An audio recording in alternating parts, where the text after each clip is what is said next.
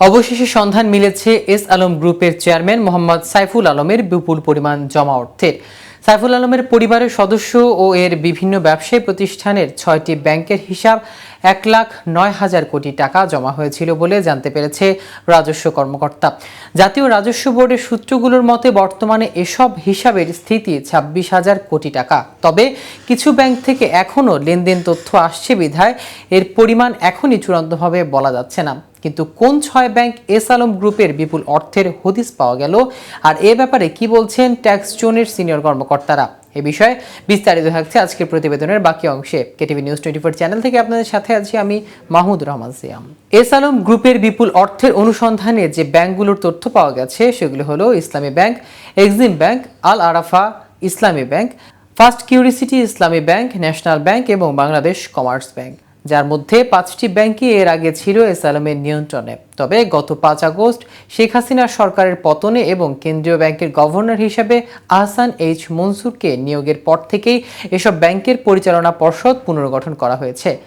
গত 14 August NBR এর অধীনে ইনকাম ট্যাক্স জোন 15 থেকে 91টি ব্যাংক এবং ব্যাংক বহির্ভূত আর্থিক প্রতিষ্ঠানকে এস আলম ও তার পরিবার এবং তাদের সঙ্গে সংশ্লিষ্ট ব্যবসায়ী সত্তাগুলোকে অ্যাকাউন্টে বিস্তারিত তথ্য দিতে বলা হয়েছে। এর 1 মাস পরে তারা এসব হিসাবের মধ্যে বিপুল পরিমাণ লেনদেনের ঘটনা খুঁজে পেয়েছে। ট্যাক্স জোন 15 এর কমিশনার আহসান হাবিব বলেন, এস আলমের পরিবারের সদস্য এবং গ্রুপের বিভিন্ন ব্যবসায়ী প্রতিষ্ঠানের ব্যাংক হিসাব সার্চ দেওয়া হয়েছে। এই বিষয়ে বিস্তারিত তথ্যের সংগ্রহে কাজ চলছে। নাম না প্রকাশের শর্তে ট্যাক্স জোন 15 এর একজন সিনিয়র কর্মকর্তা বলেন, ঋণ ও বিক্রির অর্থসহ এসব ব্যাংকে এ পর্যন্ত তারা 1,09,000 কোটি টাকা জমার সন্ধান পেয়েছে। তিনি জানান, তবে এর মধ্যে কত টাকা ঋণের এখনও তা নির্ধারণের কাজ চলছে। অতীতে ইনকাম ট্যাক্স এভিডেন্স অনুযায়ী যে কোনো করদাতা বিগত 5 বছরে ব্যাংক লেনদেনের তথ্য চাওয়া যেত। তবে নতুন আয়কর আইন অনুযায়ী যা 2023 সালে পাশ হয়েছে সেখানে এই টাইম লিমিট তুলে নেওয়া হয়েছে। ফলে কর বিভাগ অতীতের যে কোনো সময়ের করদাতার তথ্য চাইতে পারে।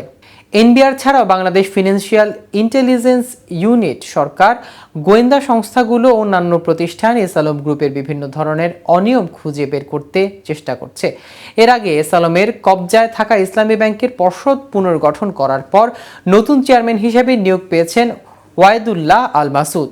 গত 5 সেপ্টেম্বর কেন্দ্রীয় ব্যাংকের গভর্নরের সঙ্গে এক বৈঠক শেষে মাসুদ বলেন, ইসলামী ব্যাংকের মোট ঋণের অর্ধেকেরও বেশি এস আলম গ্রুপ নিয়েছে। জুন শেষে ব্যাংকটির ঋণ স্থিতি দাঁড়িয়েছে 1,74,000 কোটি টাকা।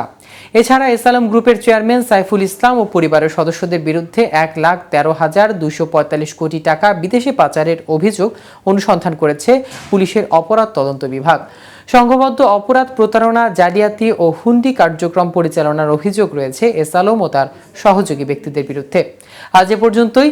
নিত্য নতুন সকল আপডেট পেতে কেটিভি নিউজ 24 এর সাথেই থাকুন। ধন্যবাদ সবাইকে।